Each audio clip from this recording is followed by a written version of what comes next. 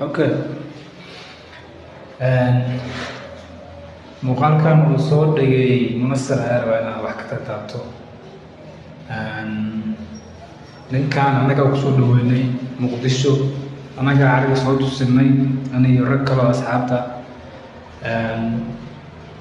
Caqabadaha ka jiro wadanka ay ka mid tahay ninkaas maadaama aysan wax badan haynin, xoogaa yar oo lacaga maaragtay airportka looga taabsaday.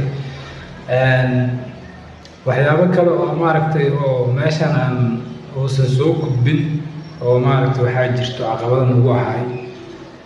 waxaana ka mid ahay kaamirada. horta Soomaalida kaamirada in maaragtay il iyo aragtida ka dhaxayso hadday is arkaan waxaa waaye difaac ay xiranayaan. يعني waa jirtaa hadda ka hor in kaamirada howlo badan lagu fulin jiray, laakiinse hadda xoogaa sidii hore maaha.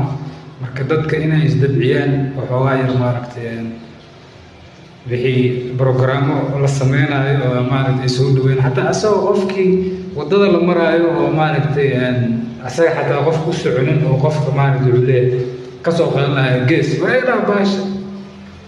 marka caqabadooyin badan maaragtay oo na qabsadaa ka jiro, laakiinse maaragtay in la soo bandhigo muhiim maaha.